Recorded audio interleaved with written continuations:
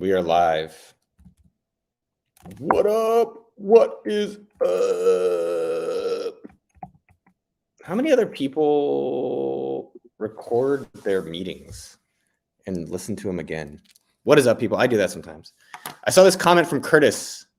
It's still early. What up, Curtis Penn? You look like a skateboarder, which is cool. I've always wanted to learn to kickflip. What up, people? Wow, 37 right away. That was fast. Dude, the video that you guys can see on the channel about private jets, that was number one. That's pretty up there. Number one most nerve-wracking. I spent a month dreading the day, and we ended up filming 2 days of it. It's wild. I can answer questions and talk about that. Good to see everyone. What up, Charles Malchar? Who else is in the house? Leave some comments. Say what up. Let me see. Who else is here?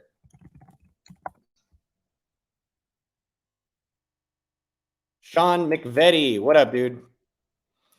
Ahmed Zaki Bomalet. I'm honestly always shocked how many people still use Facebook. I don't know how people still use Facebook. I'm always like, who's using this shit? Oh, I'm changing hats. Because we're out here in Barcelona, so I'm going to represent the Barcelona soccer team. What is up, D. Grant McClendon? Is this DMD a dentist? D. Susan. What up, D? Good to see you. Vin. What up, dog? Jordan Wilson. Hey, what up, man? Who else is here? Jordan. What up, Jake at Tangibly Sub? No, back in ATX for the weekend. Nice. I am still in Barcelona. So I'm out in Barcelona. I get back on Tuesday back to Austin. What up, Sean Park? Sean Park. Who else is in the house? Devin Simmons. I'm glad you enjoy the videos. They are stressful, but pretty rewarding. I'm glad they inspire. The private jet one is, I think I'm pretty much done. I'm done. Like after trying to get on a private jet and making it for the stranger, done. I'm just going to try to, I like this like a Seinfeld strategy, which is like, get out while you're peaking. Tynan, yo, we were just messaging. What up, yo? I hope you come next week so we can chill and get some tea and tub and tacos. Triple T. I'd rather get some pizza, but triple T or cookies. What up, Lakia? Good to see you. Who else is in the house?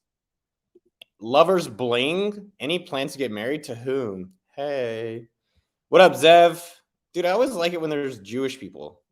I'm Jewish. I can say this stuff, I guess. Even if you're not Jewish, you can say you like Jewish people. Who else in the house? VA Experience. What up, homie? Who else is this? Your goat of YouTube. How you speak and how are you? I'm doing pretty well. Holy shit. Who just did $500?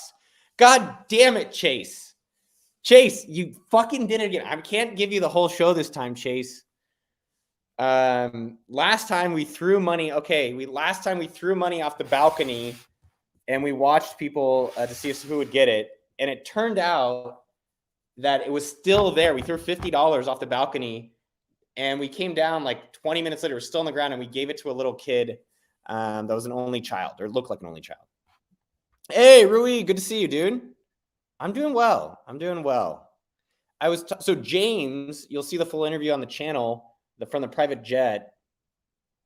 He said and I kind of agree with this, the number one problem in the world is inner conflict. I was like, that's a pretty good answer. I've been thinking about that a lot.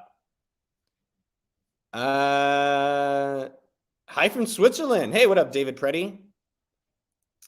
Who else is in the house? Jared McDonald, good to see you, man. Dude, does Darren not look like this guy? This feels like the game of Clue. I hope you have a good, on the way to the ski hill. Hell yeah, have a great Friday. Simon, what up, man? Simon in London. Stop posting the question, 14-year-old. That's my advice for you. Stop posting the same question. What up, Janet? Who else in the house? Go for the money or go for the dream? Why not both? Have a good dream that makes a lot of money. It's a dream. You can do whatever you want. Speaking of Barcelona, I'm working on a soccer men's club, helping fans connect with digital and in real life. Hell yeah. I'm glad you guys liked the private jet video. That was stressful and really rewarding. What up, Ryan Gorman? Parents, shout out to the parents. Oh, patents. Dude, look at Chase flexing with the dollars. Chase, is it Revens? Chase, I have Chase Reiner. Check out Chase Reiner on YouTube and Twitter. His stuff looks like a scam. It might be a scam, but he donates to the channel. And look, you know what the guy from that one crypto company that's a bum has taught us is that you can buy whatever you want. And Chase can buy me for $500. I'll pretty much do whatever you want. It's like, but thank you for sponsoring the channel, and appreciate that, man. Kevin Ridgway, what up, dude? It's really cool to see everyone. Gwendolyn, Ola, Adil Hafiz. Last video was very inspiring. Dude, private jets are expensive. Are you coming on camera? No. Who else? Yeah, Chase is playing for keeps. All right, 14-year-old, you're blocked, dude. I can't, or you're putting in timeout. I can't deal with that right now. I'm here for the good times. Not a long time, but a good time. Oh, there's someone. Who is that?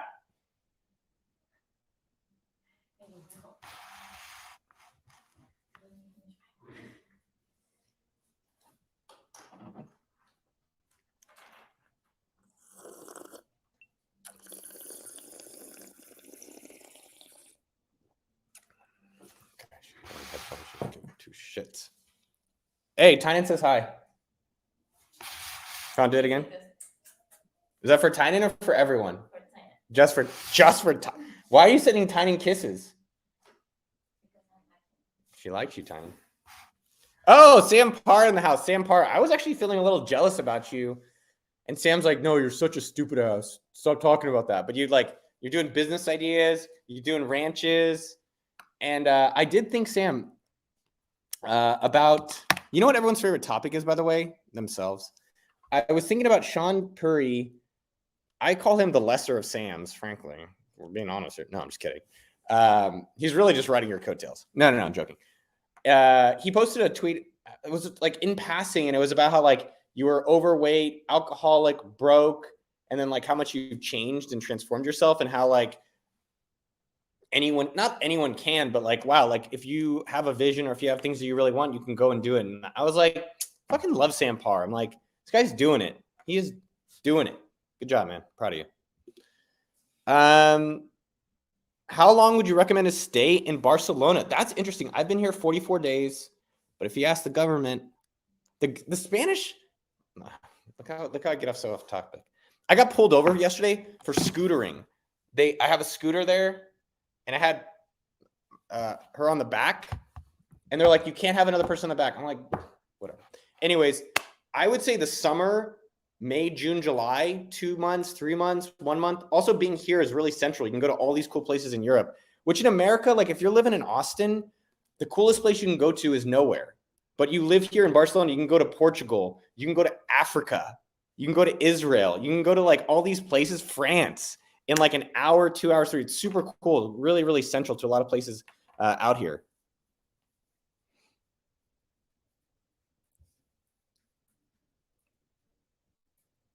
Dude, Noah is fine as hell. One, whoever said that, it's offensive.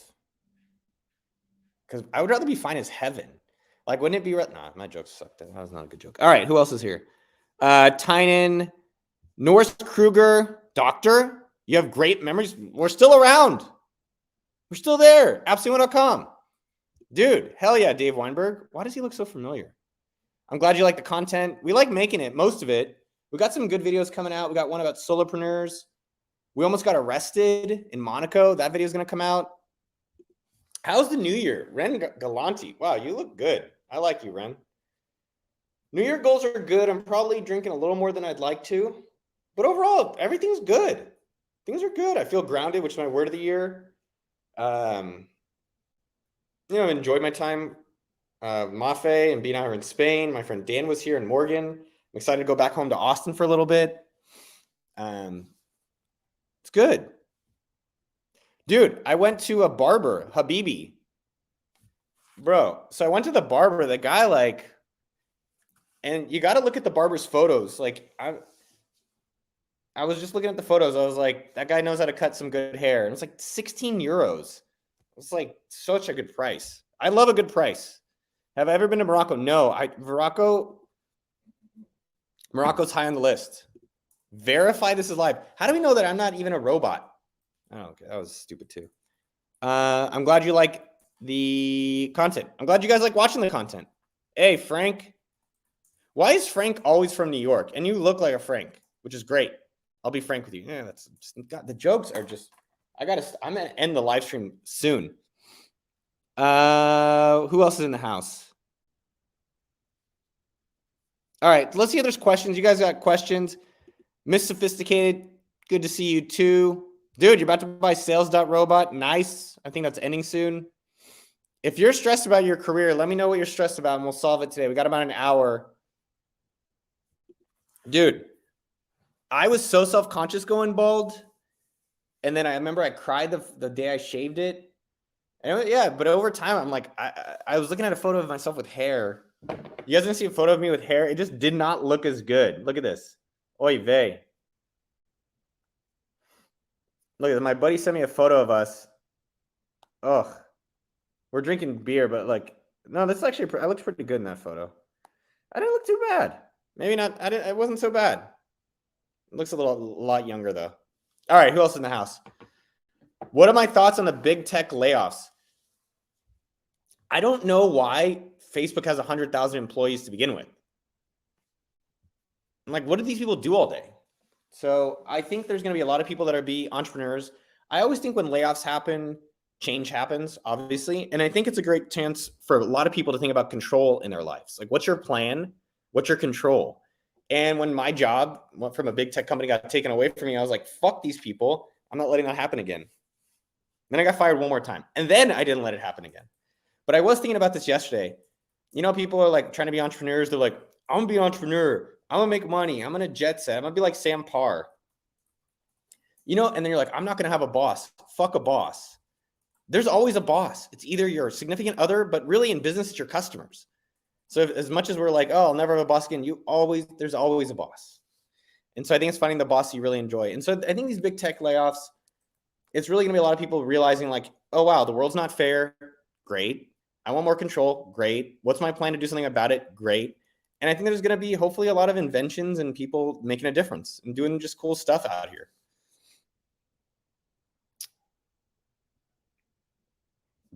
Oh, dude, this is a good, man, best ways to accept baldness. Here's the best way to accept baldness. Mafe, what do you think of my bald head?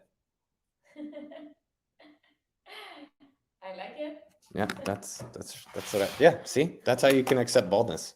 Find someone, maybe your mom, seriously, or dad, or friend, or brother, or sister, or someone of whatever gender you like, and they'll tell you look pretty good. And you're like, yeah, it's cheaper. I don't have to spend as much money on haircuts, save money on conditioning. I still use shampoo, even though someone's like, why do you use shampoo? I was like, I like using shampoo.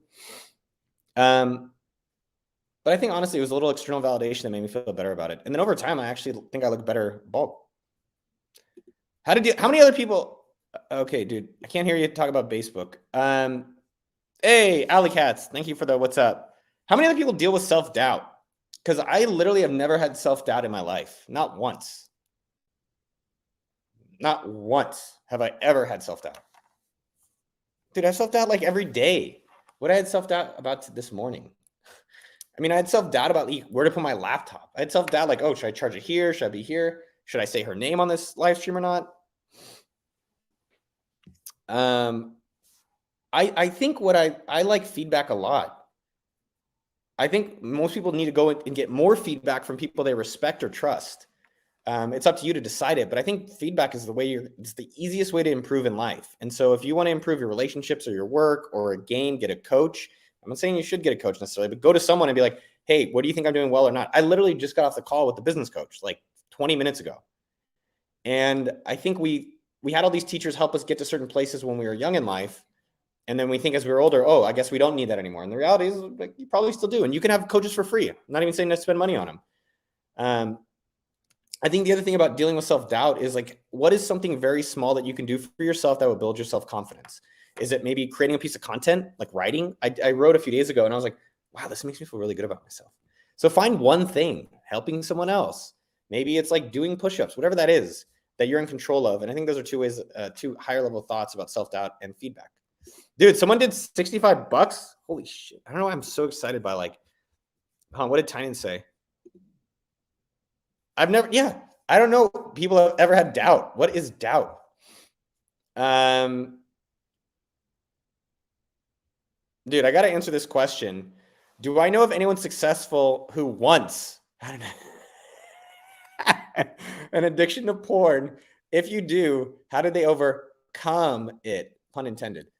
You know, I was addicted to porn, but it was twice. It wasn't just once. So that's the part I don't really know how to answer if it's only one time. You know, is porn really that bad? I don't know. It depends what kind of porn you watch. Like if you watch porn that's like people making money porn, like is that bad? If you're watching fitness porn, is that bad? I think you have to figure it out for yourself. I don't know about people. I think about overcoming addiction in general. It's like I think there's healthy addiction. And one of the thoughts I've had a lot, this is something someone told me about the YouTube channel. I want to get 750,000 subscribers this year. That's my goal. And someone emailed me back and they're subscribed to the newsletter and they said, why don't you get 1 million? Why aren't you thinking bigger? And I think in terms of overcoming things or getting what you want, it's really about sustainability. And addiction is something where you're like, I just need more. I can't balance sustaining it. And I think that's what I'm trying to get myself to think about and others is like, instead of going bigger or more and more and more and more, think about going long. Like, how long can I do this for? How do I watch, maybe not watch porn, but like, how do I do this business for a long period of time? How do I like work on a relationship for a long period of time? How do I do fitness for a long period of time? How do I do whatever it is? And think about sustainability and consistency more than speed and size. Saltine American, cool screen name. Hey Noah, recently fallen in love. I love you too. With your videos, I wanted to ask. I'm a door-to-door sales pro. That's so cool. I'm wondering if you had any recommendation for identifying a service or a product that I can market that would be in demand. What does everyone else think?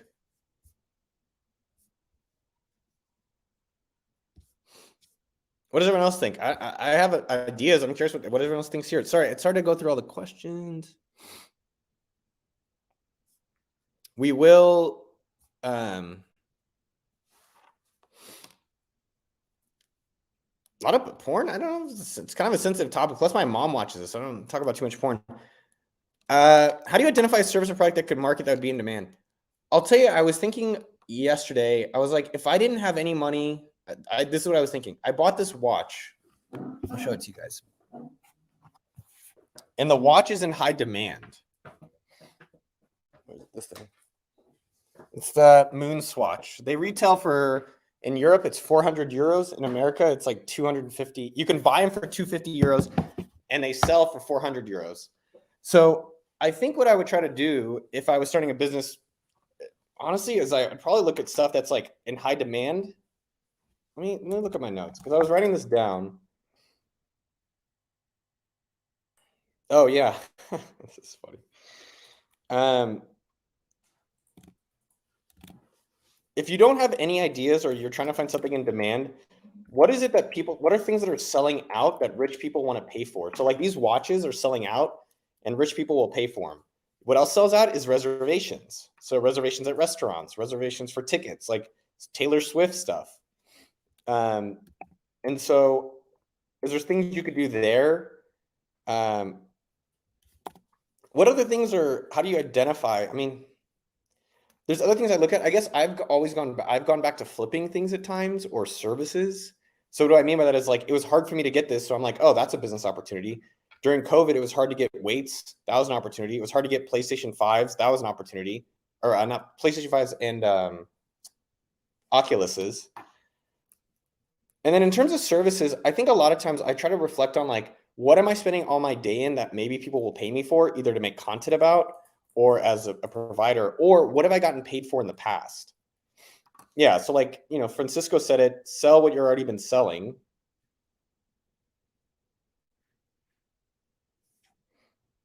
He could sell porn. You guys are funny. Yeah, you guys have good ideas. Google Trends, but yeah, you have to figure out what the thing is in demand. I don't know, it's kind of broad. Like, what are you selling door to door currently?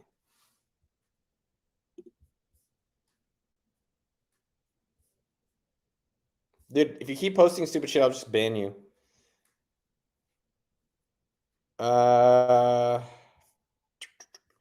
What up, Anthony Freeman? Good to see you, man. Interviewing OnlySurf fans would get you subscribers. We did an OnlyFans video. I don't subscribe to porn. I don't subscribe to any OnlyFans. It's just not really my forte. And we tested it. We tried a video. It didn't do much. And Chua, this is a great answer. I think sometimes we overcomplicate things. We're like, how do I fix my churn? Or how do I do this ad thing? Or how do I do like some of this? It's just like, go talk to the people directly. And I think you can find most of your answers. What up, Stefan B? Why did I start the YouTube channel and am I satisfied with the results? I started the channel in 2006, and then I started again like 2 to 3 years ago. And I think I just like marketing. I like promoting, and it's an interesting way of like making content. It's not just making content. Like, I like promoting stuff, and I like figuring out what people will want to watch. I like interacting with you guys in the comments. I respond to as many as I can. I like figuring that out, and it's fun to be creative in that. And we have a team that works on it, and so I like working with the team. Am I satisfied with the results? Yeah, the results are better than I expected.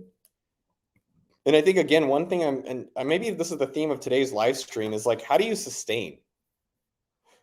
So like, Chase is selling, the guy who, I gotta call him out again, Chase Reiner, Twitter and YouTube. He's selling like AI bots courses, which just the way he sells them is very internet marketing, which is not my favorite thing. But I think the thing that's interesting about it is like, how long is that business going to be around? And I would probably bet against it because it just doesn't look legit. Look, Craigslist doesn't look legit, but it's legit. But like, this just looks like scam stuff. And so I think for me, I don't know. I wanted to make content for a long period of time that I'm really proud of. I don't know how I got off track on Chase. I just love talking about Chase. But yeah, I'm satisfied with the results. I'm really satisfied. It's been good. I think what I'm trying to move more in towards is like, how do we keep making content that you guys benefit from, it inspires you or gives you education and action for your business, and not just like, business porn or inspiration porn, and then also something that we enjoy making. And so that's definitely something we're trying to figure out.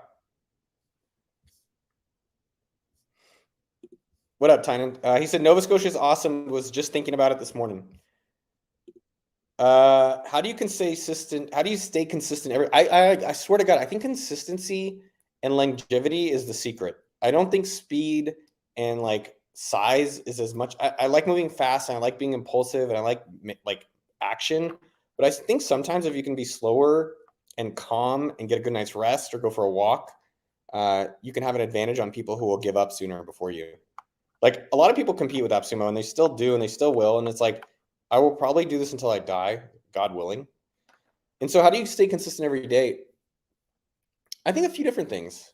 I think find things that you enjoy doing every day so you don't have to stay consistent. You just are consistent, right? Like, no one makes me do any, like, Tynan drinks tea every day. He loves to drink tea every day. It's not like he has to be consistent every day. So that's one way.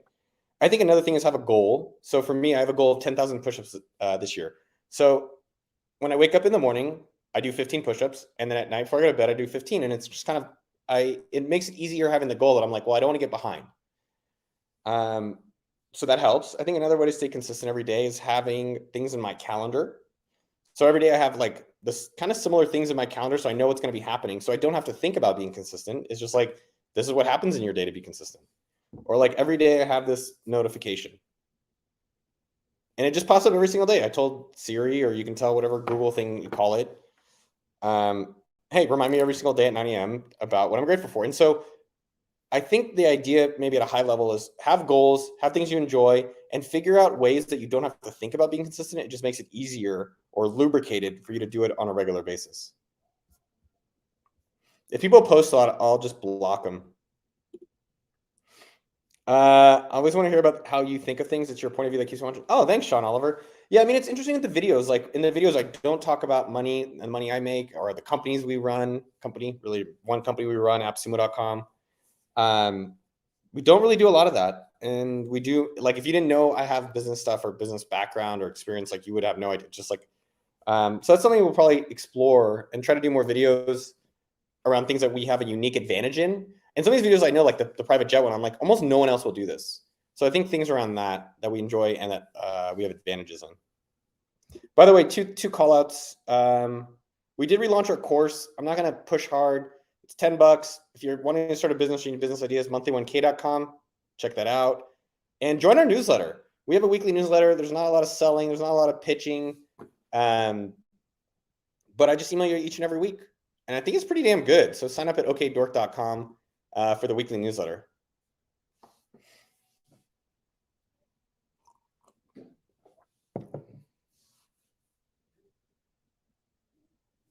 Yes. If you have feedback about AppSumo, please leave a comment. I'd love to get it.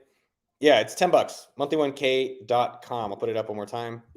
My newsletters, dude, Chad Williams, you're awesome. We have the second part of the newsletter with James coming out next week. He doesn't have a lot of social media. And I think that's the thing people miss out on. Like, where's his Twitter? Where's his Instagram? Like, the guy's making a shit ton of money. Doesn't need to be posting about it. And I've been thinking about this week. It's like, all the people who have a lot of money don't post about how they have a lot of money. So double check these people who are like, I'm rich as fuck, but I got to post about it all the time. It's like, do you? What are you selling? What up, Sam? This is like Sam Parr. Is this like your alter ego? Look, let me just tell you about AppSumo. So AppSumo does pretty well. We make some money. We help promote awesome software.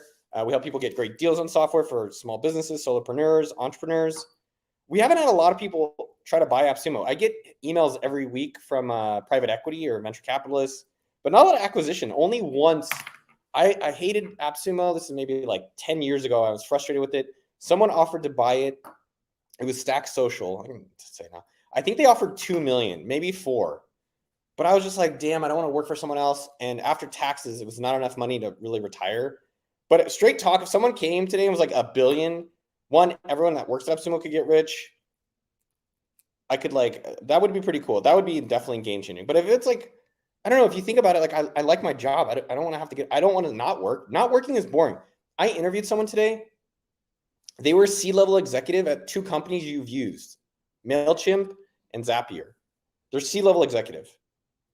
And they're retired and they're like, I'm sure they're crazy rich. And they're like, yeah, it's like, I don't want to sit around all day. It's fucking boring. Am I right? How much is AppSumo worth? So yeah, would I ever sell? Most likely not. But if someone offered $1 billion, yeah, I would do it. But otherwise, no, I like it. I like the people I work with. I like figuring out marketing. I like most of our customers. I like a lot of our partners. I like my job. I love my job. It's like, dude, I'm retired. But yeah, sell it. So think about it. I get 100 mil after taxes or whatever for $1 billion. What am I do? Make YouTube videos, doing that. Hang out with you guys for free, doing that. Working on a book, doing that. Figuring out marketing with super smart people and business stuff with super smart people I enjoy, doing that. Like, why don't I just keep doing that? I'm getting to live in Spain, and it's like, it's $4,000 a month in rent. Like, it's a pretty good deal. Doing it. Yes, the monthly 1K still has a coffee challenge. Still there. It works. If you guys don't know the coffee challenge, check it out, monthly1k.com. I run out of ideas to do. I want to do a simple business, but I'm a tech guy who likes to do scalable things. Some advice. Dude, you know your own answer, Alex. Like, I'm going to tell you here's the thing. You know what to do, but you're too smart to outthink it. And so why don't you do the simple business stuff? Like, the best businesses are the ones that smart people don't want to compete in. Like, I remember Justin Mayers. He's a good buddy of mine. He runs Kettle and Fire. He used to work at AppSumo. I got to say that. And he started Kettle and Fire. I'm like, dude, why did you do a soup company? Like, you're a tech guy. And he's like, because think about it. I'm a soup company. I'm competing against Campbell's. Like, when you're competing in tech, you're competing with like really smart people with really advantages. Like, compete where there's less advantages. So, Alex, I really encourage you, like, flip stuff on Facebook Marketplace or eBay or Craigslist or StockX. Like, go do a services. Just do freelancing. do Fiverr or Upwork or whatever, or talk to your friends or network and do referrals and just do simple business stuff. And so you're saying you're running out of ideas. I'm guessing you're not making any money. My goal for you is that it's Friday. Take the 48-hour $1 million weekend challenge and just try to make $100 this weekend. I don't care how you do it. Sell drugs, drive Uber. The point is about feeling good about yourself and getting momentum going. I think people get too fixated on like it's scalable. It's this. Like most of these great businesses started out as hobbies and projects. So I just encourage you to think about having fun with it. 48 hours, $100, and go simple. Stop overthinking that it has to be something so scalable. Like, I don't know. I was even thinking about it recently. Like, why don't more companies just talk to every single one of their customers who buys?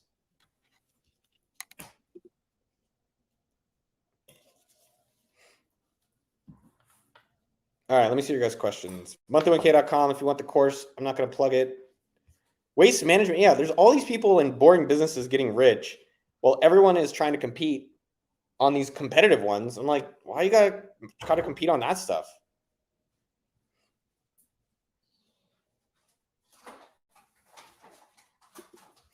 How would I get the first 100 members for a new community for professionals in a field? If you're in the field, like where are the 100 people already around you? Right? Like you're probably in LinkedIn, you probably have them on your phone, you probably have an email, they're probably your customers. You can already ask any of your providers, like your lawyers, your accountants, your tax professionals, whatever, for referrals. I think I wouldn't focus on the number of them. I'd focus on the quality, meaning that like, how do you get one by one people who are actually interested in being a part of a community?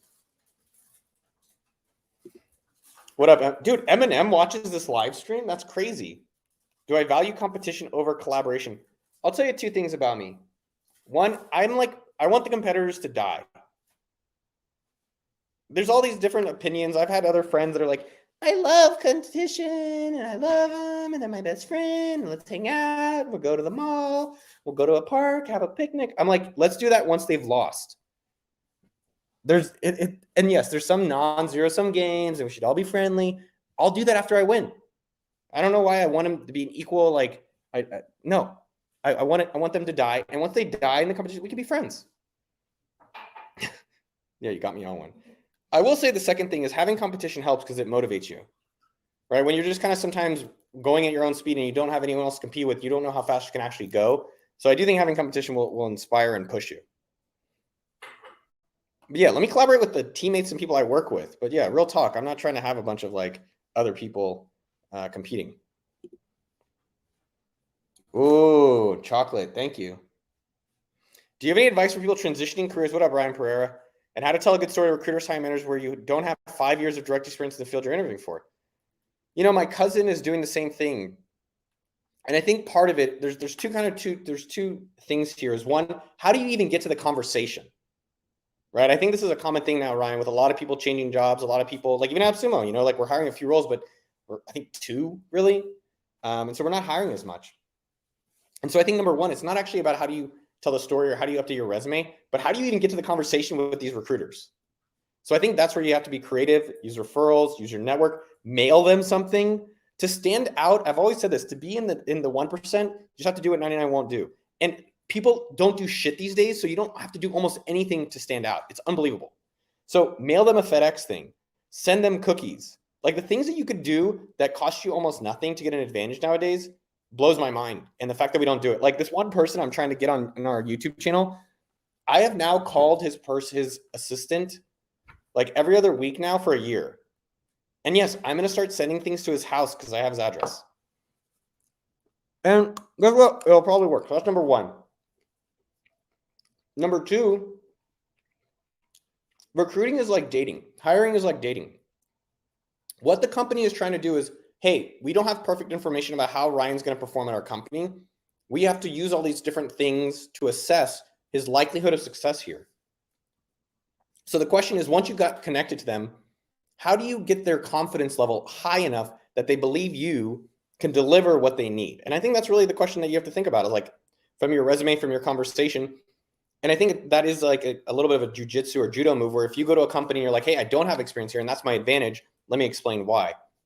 And so I think you have to think about the company's hiring, just like anything, when you're making a sale, how do I convince them? What do they need? And how do I convince them that I am the one that'll be able to do that?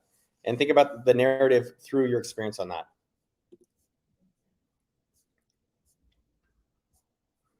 Dude. I like this guy. You got blocked, Shavam. Your shit's annoying. Dude, what up, Tim DeWendy? Namaste from Barcelona.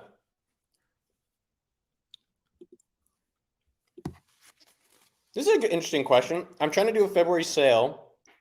I was wondering if I should add value or make it cheaper. So I think what's interesting is what is value? Sorry, it's like hot. It's so hot. Oh, I'm so hot. It's so hot. So value is subjective. Value is only what someone will pay for or watch, I guess, if it's attention. Oh, so hot. So I don't know. This is a more complex question. It seems simple, but it's complex. What up, Nick? In that, if you're trying to think about, should I add value? What is value? Should you make it cheaper? I think there's questions about like, how does it do your brand? How does it do long-term? I think for a catering company and service-based company, for me, how do I have consistency in revenue, right? So how do I get people to sign up so that every month I have them versus just like, otherwise you're going to be on this hamster wheel where like next month you have to do another thing and next month you have to do another thing and next month you have to do another thing. So I would try to be thinking, how can I stack revenue, Mendy, in your catering company? And look, at the end of the day, like we don't have catering at AppSumo. We used to spend, holy shit, I think like 20,000, 30,000 a month just on food for the office, which is bonkers. And so I think you have to be mindful, especially now, like what is essential? Like, okay, maybe they're not buying food. Are they buying health insurance? Are they buying gym memberships? Are they buying clothes? I don't know. But I would try to get deeper with your customer to figure out, okay, if they're not always buying catering or who is buying catering and how do I get deeper with them for a longer term consistent basis? So instead of discounting just February, can you discount the year but have them lock into a year agreement? I think that's kind of more of how I would think about it. If you're trying to do hosting, I hate GoDaddy. I use Google Domains. So I would just recommend Google domains.google.com. What do I think of young entrepreneurship if you don't come from a rich family? I don't think you should do it. Only the rich people only entrepreneurs from rich families succeed. Everyone knows that. Everybody knows that. How much is rich, by the way?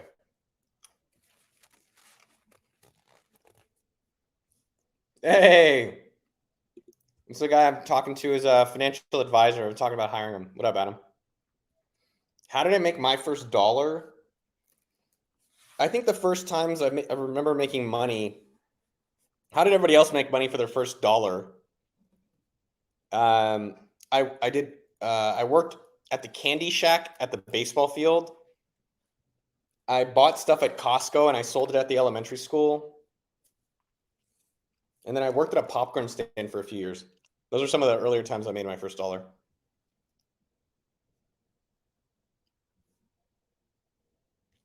Jake, good idea on the catering. This is a great idea. See, this is like entrepreneurship is how resourceful can you be? And if not, that's fine. Get a job. Being an entrepreneur is not always great. Most of the time, lately it's been great. But a lot of times it's pretty shitty. And it can be lonely and it can be very poor. And having a job can be way better.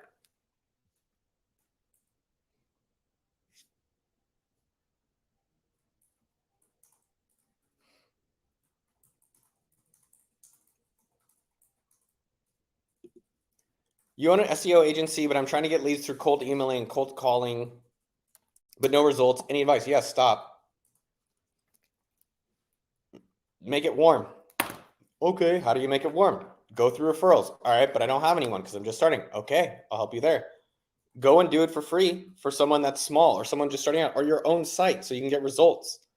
And then what I think with SEO, that's the problem is that it's too broad, right? It's like, hey, we do SEO. Guess what? Everyone does SEO. And you could buy a tool on AppSumo for $40 or $30 and then have SEO yourself.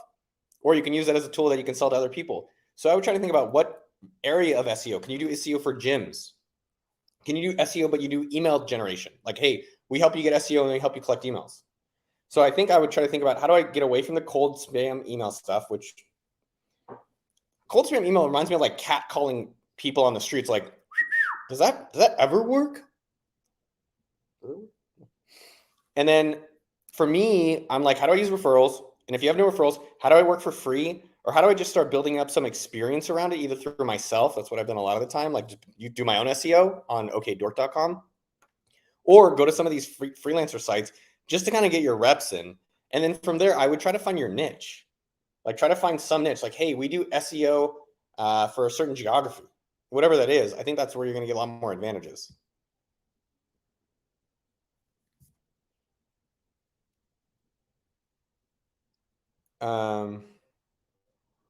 Yo, what up, Cam? Yo, everyone give Cam some love on TikTok. Cam, I don't know your TikTok thing. Cam is the editor of our channel. Super good to see you, dude. If I had to rebuild AppSumo all over again in 2023 with access to the tools we have now, how would you do it?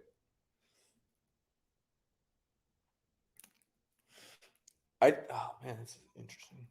I think if I didn't have to spend any money, one way you could do it, just do it on Twitter. I'm just ballparking it.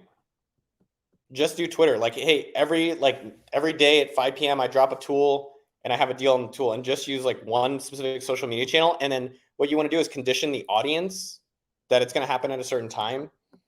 I think there's still opportunity around doing it for specific verticals. So like, hey, it's just Shopify apps, or it's just WordPress apps, or it's just for like Webflow, or it's just for like a very niche audience, like coaches. So I think I would think about more about the specific audience. And then, yeah, I would either just do on social media, like just one channel. I wouldn't try to do more than one. The second way you can think about it is doing like a newsletter. So use MailChimp or Substack or Sendfox.com and do the exact same thing. I think the third way I would think about AppSumo all over again is that instead of necessarily deals, you could just do reviews of software on YouTube. Dude, Sam Parr's back. Sam, just come on the show. And instead of maybe having to get deals, like you just do reviews of software. I think that's another thing. I've seen a lot of people do pretty well as affiliates to AppSumo, just doing software reviews. Dude, this is cool.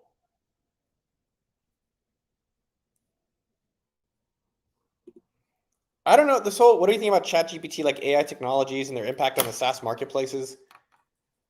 A little bit of ChatGPT reminds me of like crypto, where like everyone got their they got so excited and everyone's doing crypto and everyone's a crypto expert. And I think this ChatGPT, we're looking at it internally. I think there's a lot of opportunity with it. It can do a lot of different things, recommend. But I think you got to test the waters yourself before we get go too crazy on everything. Otherwise, you're literally going to be chasing all the time. I think what I try to come back to is like, what am I serious about? What am I going to do for my lifetime? And for me, I'm promoting. It's promoting on YouTube, promoting in a book, promoting on AppSumo. And so then I try to think like, how can this fit within what I'm interested in doing versus like, I'm just chasing what's available.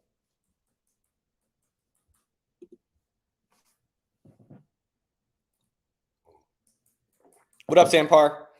The video I made with the guy on the jet, how rich do I think he is?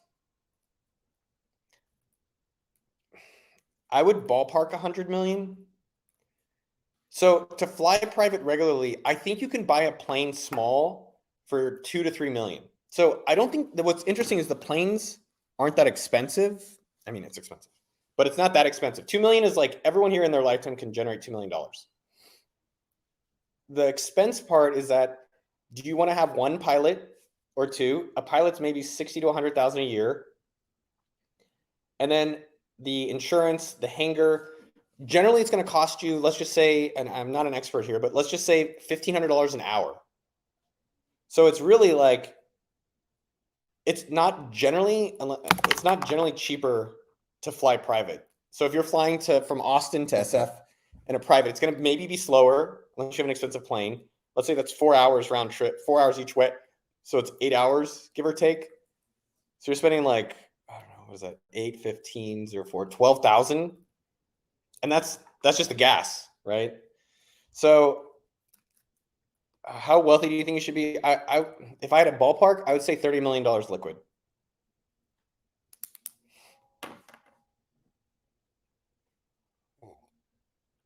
That's what I recommend. I've flown private, I guess, 3 times with him, which was super cool. First time I flew the AppSumo team when we hit our goal, it was $25,000 from Austin to Vegas and back.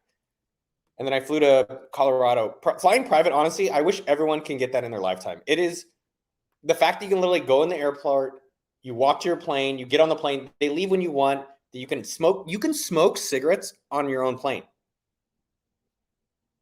I wish you guys were here. That's crazy to me. You can smoke weed on your own plane, you can do whatever you want. And then you just land and you can, I mean, the convenience of it is luxurious. I hope in my lifetime everyone gets to experience it. If I could afford it, do it every flight, I would do it every flight. I'm creating an interactive toy for kids with the GPT-3 backend. How would you verify this idea quickly in Bootstrap web page interaction? So I guess one question I would first wonder is like, do you have kids? I hope so. How many other people do you have access to that have kids? And then personally, I would try to see if I can get them to pay me for what you're building. Because you're doing GPT and a kid and an IoT. You have how many? You have, okay, you only have 2 buzzwords. Go for 3.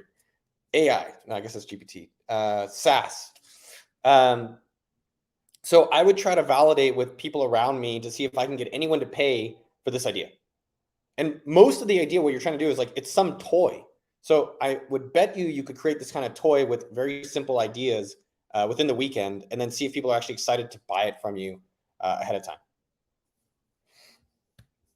I'm going to shout out again, okdork.com, the newsletter. If you guys are not on it, y'all know what to do. Join the newsletter, okdork.com. And we relaunched our course, $10. If you want to start a business or you need help, support, accountability, monthly1k.com. Demoing tomorrow. I like that, Lamar. Get the money. Get the money. Like, man, I'll just tell you, I've been promised so many times, like, hey, I'm going to do it. I'm going to do it. Like, even like this book marketing role, people promise stuff and then, you know, everyone's got their own life going on. Everyone's got their own problems going on. Maybe you could 3D print it, but really if it's a kid's toy, it's something that they're just trying to have some interaction with and see if you can get parents to be excited. Like, oh my God, yeah, I'd love to have that for my kid. Or what's the least amount of thing you could do to just get them like verifying that they want it. I think the thing you want to avoid is like, I'm going to spend years building this and then find out no one wants it. Don't you think it's funny the newsletter hype cycle was hype when you did it, then died, then I copy you all as dead, now everyone's doing it again. Yeah, so I mean, I think newsletters are still big. You can do newsletters. I think content reviews, like, look, if you want to do AI and ChatGPT and you have no technical skills, you could literally create a website just reviewing them. You could literally create a YouTube channel just reviewing them. And that is how you can create a pretty sizable business.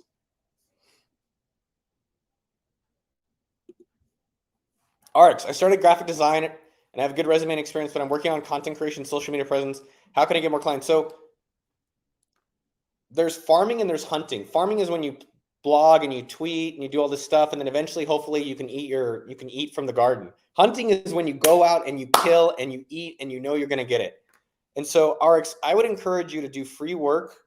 Not for me, but for someone, just to get your reps in. Get the reps in. Because then maybe they can pay you. Then maybe they can refer you. Then maybe when you go to other people, you have more skills. But I would encourage you to at least do 50-50 of like, get your reps in, get free work, because maybe, or Fiverr or Uplance or free work, freelance or whatever. So you can actually start building clientele.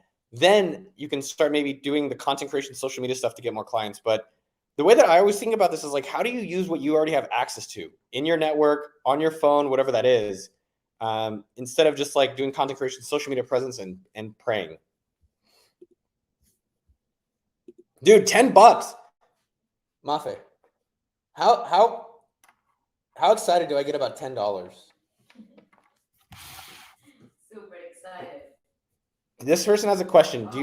Can you answer their question? John works full-time and has a side hustle that makes about the same as his day job.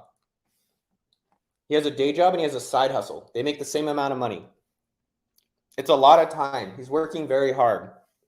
He sells 3D printed items. I want to hire workers, but I feel like it's risky. What should John do?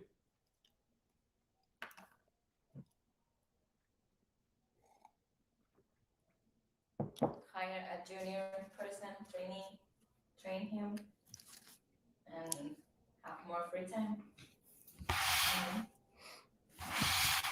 It's great. You should have a YouTube channel. John, you know the answer, but just do it. just do it. And I think a lot of times with hiring, it's not necessarily you have to find the best person. You just have to find a person, especially in the beginning. It's just about practicing. We talked about reps with design. Oh, Sam, good question. I'll ask that next. But really, like when I hired the first people, it was just like, just practice it. And don't be so consumed, like it's risky, not risky. Don't give them your bank account or anything that's going to be like, jeopardize it. But just think about it. All right, this is just a fun game. I get to practice hiring someone. And the first person is going to definitely be a mistake. And that's okay. And then just use that as a way to finally get to someone that you that will help you. I think one thing I have to call out is that if you enjoy the work, don't outsource it. I have friends who like doing certain types of work. And like, how do I hire someone for this? I'm like, you don't, because you like doing it. But for me, I don't like doing customer support. I don't like doing operations. I don't like doing coding. And so that's what you do is you find other people that like doing that and you pay them to do it. And so I think this is an exciting time for you, John. I'd love for you to report back later, Adam. Report back how it goes, because I think you're going to be amazed that you're like, hey, I have all this free time again. And the ultimate goal for me is time. Like today, I was talking with the business coach. Shout out Dan Putt, reboot.io. And it was like, wow, I spend most of my week professionally and even personally doing almost all the things I really enjoy doing. And I was like, wow, what a cool dream. So John, yeah, finding customer support and fulfillment people, super easy. There's a lot more about hiring. Check out the book called Who. It's a little bit more complicated than you need. But I would just like go on Craigslist or Facebook Marketplace or ask friends or post on social media and get someone you trust. And I think you're going to be really satisfied. There's a lot more to how to hire and scorecards and all that stuff, but good for you, man. Monthly 1K is our course. Hold on. Sam Parr had a question. I thought it was really funny. All right. Mafe, how does it feel dating a celebrity? Do you find it hot or do you not care? Honestly, it's hot. It's hot. Is it hot? It's hot? It's hot. It was hot. We were at the bar. Remember we were at the bar in Madrid? Yeah. And the guy was like, hey, I think your videos suck, but like that's cool. I was like, cool, man. That's not true. That's not what he said. Hon, is it really hot? You never say that.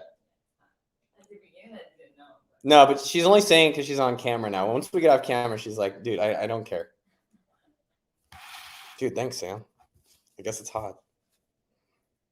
When did I start dating someone? About a month ago.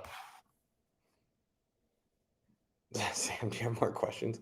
Yeah, I'm not truly a celebrity. Celebrities, I always think of the celebrity test. I don't know if I've said this publicly.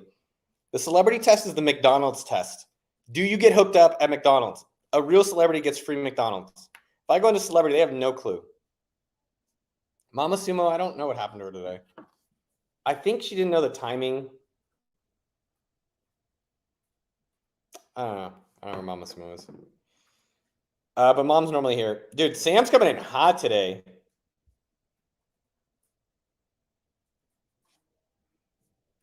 Thank you, Sam, for hooking it up.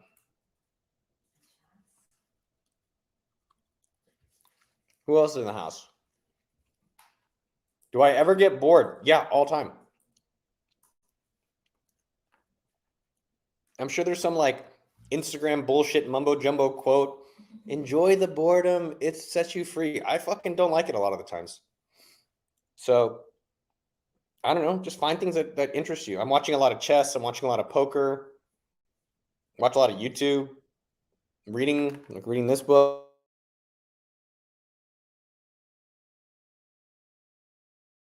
Reading this book. It's not that good. I don't know. Go for walks. Listen to My First Million podcast. It's 6:30 over here. On Friday. We're going for Hot Pot tonight. I am very excited. Do I watch UFC? Yes. I love UFC. I love UFC.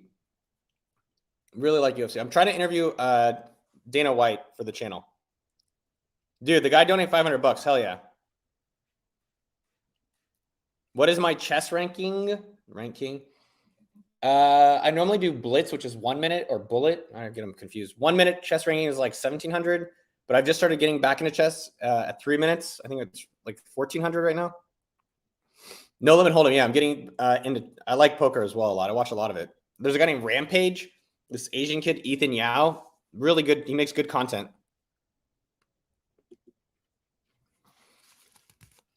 Yeah, same.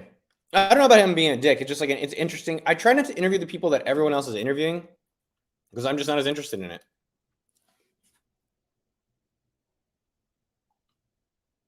I don't see, Rob. I think there's a lot of people. By the way, if you guys are trying to start businesses, we do literally have a course. But I think this is the problem. There's problem. So if you're technical, there's a problem, and if you're non-technical, there's a problem. But it's also an opportunity. And so, Rob, instead of like what's a profitable niche to code software for, I would just think about like what's an easy way to make money that you enjoy. Like who can you build something for that you have access to that you enjoy?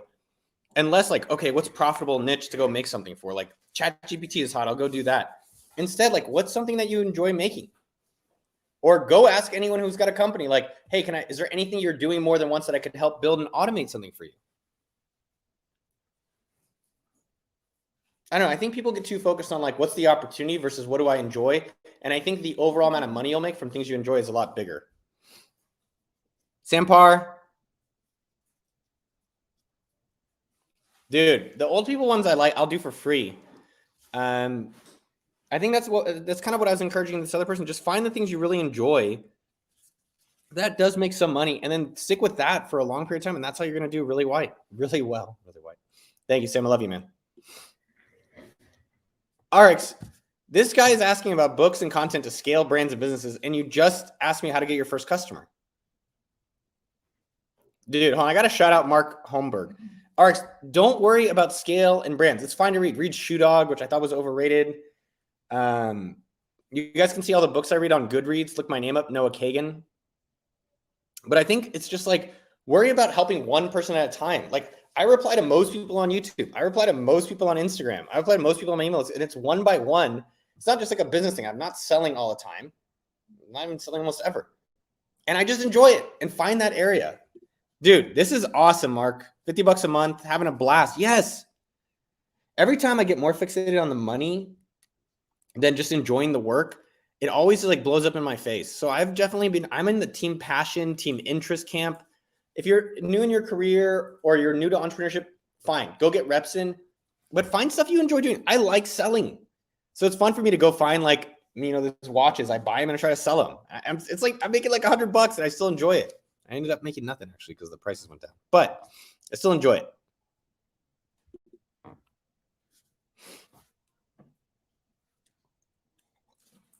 Dan, this is a really interesting one. So I think this is a common thing. One, awesome to having 20 to 30K MRR, and you love real estate. I want to go all like starting over. Any advice? I love your content. I'm 33. So Dan, I had the exact same problem. I turned 30. I didn't have any real estate. Real estate is what you read from your grandparents and from people. That's how you get rich. And so I was like, oh, I have to have real estate because that's what I do. Not what I do. That's what rich people do. And let me just give you a story. I bought an office condo. Sorry, let me be clear. An office condo. It was 300. I bought a few of them. I bought one of them. I bought 300, one 315, one 485. Now it sounds, and if you go look at them today, you can even look at the address. I'll give you the address. It's 1305 East 6th Street, number 3, Austin, Texas. Today it says this one is worth 500. So in almost 10 years, it's gone up $200,000. Now that sounds good, Dan. Until you realize like, hey, if I put that 300,000 in the market, even with everything today, at a 7% yearly compounding return, not interest rate, how would that have done? Kind of interesting, right? And a lot of what you realize about real estate is ego. And look, I don't know, maybe 5 or 6 places. It's cool. Now, what happened with real estate for me personally is I think try it out. Good. Especially now when people are scared, that's the time to do it. But what I eventually came to the conclusion of is, one, where is my advantage that I can win? Every bozo thinks they're good at real estate. Lewis, stop posting, brother. And so if everyone can do real estate, how can you win? Now, the way I would try to think about it is like, you can win in the agency thing. How do you double your agency thing? Now, if you love real estate for making money, that's wrong. Because I think you're going to have a much harder time in that competition because you're competing with 10 times or 100 times the amount of people and you don't have an advantage there. If you want to do real estate because you want to get a cool place for yourself, go for it. But my recommendation would be is make all your money and focus in the area you really enjoy, where you have an advantage, and then buy a place or test it and see how that goes. But I think you'll come to the same conclusion I did, which is if I really want to make money, I'm going to focus on appsumo.com and internet businesses where I have an advantage and I have experience. And the real estate stuff, I do own like a nice house and I own some real estate. At this point though, I'm 40, almost 41, and I want more simple. I actually want less. And for returns on investment, there are other ways to diversify outside of that you don't have to deal with. But cool, I think that you're doing great, man. Give yourself some props, try it out, see how it goes, and I think you'll come to kind of your own conclusion. That's how it was for me. Did I come from a rich family to start entrepreneurship? I don't know what a rich family is. Like, did my parents give me food and then holiday gifts? We do Hanukkah or Christmas, as other people do. Yes. Did we drove like Hondas and Accords? I bought my first car. I split it with my parents. I paid for most of my own college. Is that rich? No. Did my parents did I have two parents? Is that an advantage? Did I grow up in Silicon Valley? Was that an advantage? Yes, yes, yes. Did I have access to a lot of smart people around me? Yes. But in terms of coming from a family, I mean, my mom was a single mom for a little bit. My dad made some money, but then he lost it all. So I wouldn't say I came from a rich family. And also, there are people that come from poor families and do well, and there's people that come from rich families. I think it's more about the values and the way the parents raised you, more so than necessarily just rich or poor. And then some luck with where you're born and who you're born around. Andrew, I'm glad you like the content. I don't have kids, so it's hard for me to make a video about kids and things like that. But yeah, work-life balance if you have a family is really tough, man. It's doable. And I think you have to really prioritize aggressively. And then you have to be very interested in thinking about your leverage of time and leverage of activity. And what's the best use of that time? You just acquired a SaaS business for your portfolio. Awesome. First things you would do to scale a business with marketing, I would literally just look at what did they do to grow the business to begin with and see if you can replicate any of that. Number one, period. Number two, most SaaS companies have recurring revenue, which means advertising is helpful. So I would explore what kind of ads actually make sense. What's the cost to get a customer? What's the LTV potential of the customer? I would look at referrals. You have current SaaS business that has existing customers. Is there any way to leverage existing customers? Lastly, go to appsumo.com. We promote SaaS businesses to a lot of people. You can also check out Indie Hacker, which I think is a great way. I love the site, as well as Product Hunt. Let me see your comments. My mom is asking me to buy a suit. Should I ask her to buy monthly1k.com? The course. This is from Tim. No. If you cannot afford the $10 to do it yourself, I would not buy this for it. I would not have someone else buy it for you. Otherwise, you also will not take it seriously. And if it's $10, it's $10. When are you releasing the private jet dude video? His name is James. Sometime next week, the full interview with him. His stuff is wild. For social media, do I prefer to go deep on one site or go wide and hit them all? Deep. I just mostly do YouTube. I do have an agency that I work with that helps me on Twitter. And that's pretty much you don't see me do a lot on Instagram. TikTok is garbage to me. But my number one is YouTube to grow the audience. And then number two is Twitter. But I personally just try to find one that you can win in. And then ultimately what I do think is important is getting people to go on your email list. OkDork.com. You guys can use sendfox.com or MailChimp.com.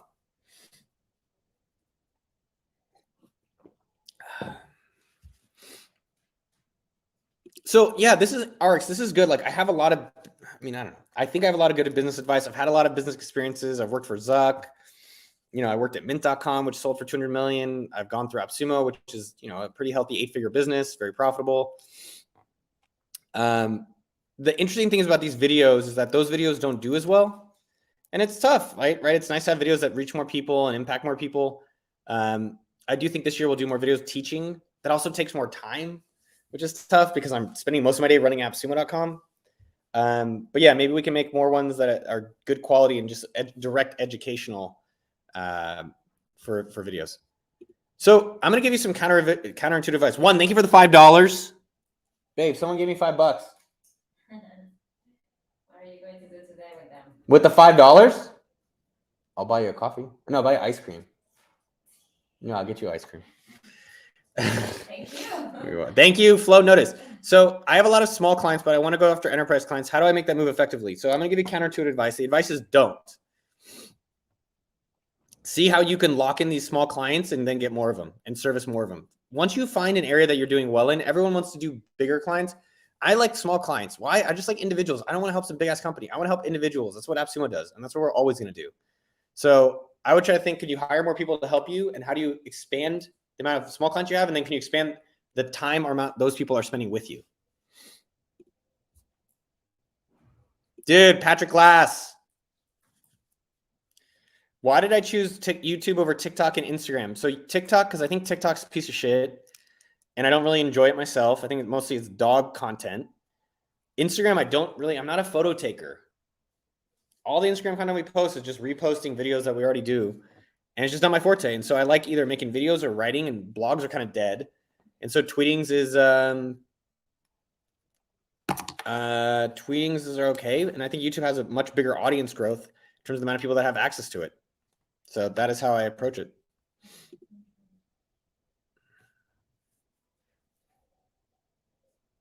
I avoid the Zuck platforms. I don't know, dude.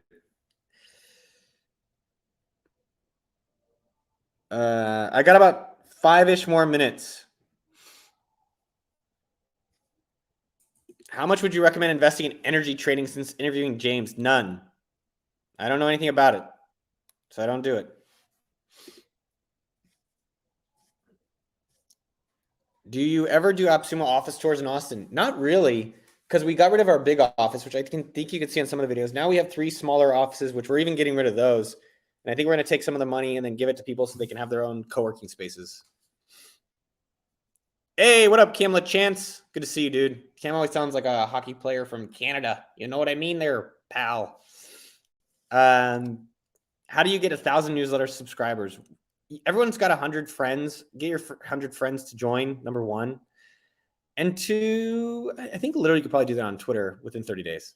I would give yourself I think the problem, Cam, I've seen you for a bunch of times. I wonder if you've like actually pushed yourself to do it, or do you like that moment where you can say, hey, I can grow my newsletter, or I can go have another, Tim Horton donut. You're probably choosing the donut. So give yourself 30 days and make it a challenge to be like, all right, I got 30 days to grow my newsletter. I do think it's aggressive, but someone said something. It was like, if you were going to die and you had to make it and you had to get it done, you'd get it done. So get it done. Figure out something that motivates you for it. Like maybe you don't want to do it, and that's okay too. You don't have to have a newsletter. I like making content. I like interacting with y'all. I'm always here. We do these once a month. And so if it's that great, go for it. Try it out. See, learn more about yourself and commit to it. Give yourself 30 days, Kim. I want to see it by the end of February, February 28th, 1,000 subscribers. Do you think it's worth paying $300, 300 euros a month for recording? Yeah, it varies. When I was in my 20s in San Francisco, I would say that having the access to people and being in San Francisco definitely improved my network, which has helped me a lot as I got older. And so I think it's cool if you're trying to meet other people. I do go to a co-working spot in Spain, and I have found that helpful. It's nice to have the separation of being on a kitchen table. I'm running a company still on kitchen tables. I started on the kitchen table, and I'm still here, and I like being on a kitchen table. But I do think it's helpful to have a little bit of separation if you can afford it. In terms of meeting other people there, I've never met anyone really at co-working that I'm like, oh my God, I'm going to work together. But I think if you're new and maybe if you're an agency and you want to meet other agencies or freelancers, I think that could be really cool.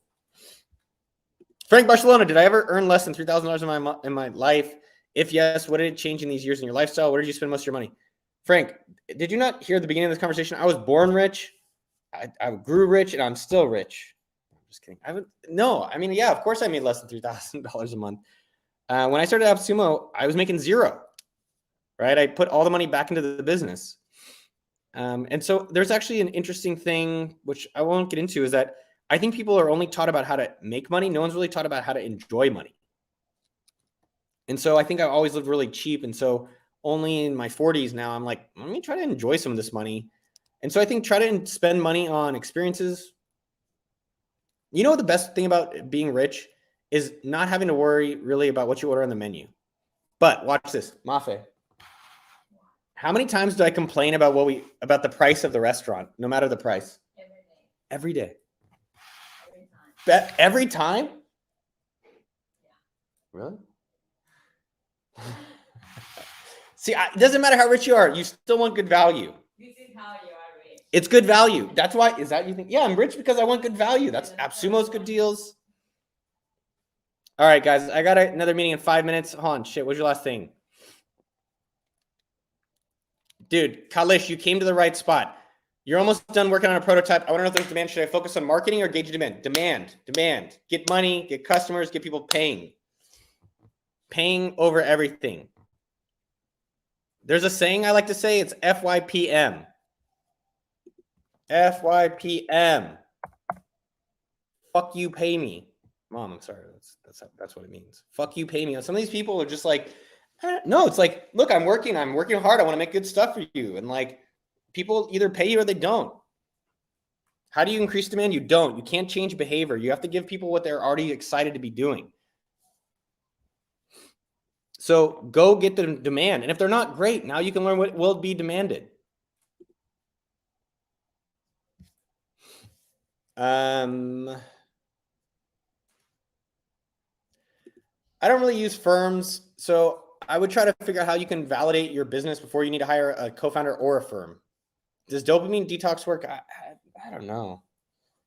Sometimes I'm lazy and bored and I just try to be okay with that and enjoy it. And sometimes I'm working really hard and I'm like, good, dude, this is the time to work hard. What does my brother's a doctor, but he's not like a rich doctor. I mean, that sounds kind of rude.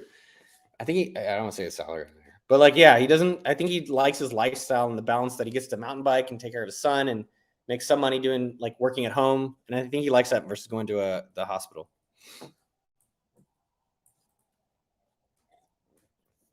How did I find my success as a YouTuber? I don't know. I think success, Jerry, what up, man? Jerry looks cool. Success is all relative, and you have to define what is success for yourself. And really, I think that's what we're all figuring out. We're all trying to figure out what we want on this planet, and figuring out what you want is the hard part. Getting it is the easy part. A couple shout outs. You guys join the newsletter. If you're not on the okdork.com newsletter,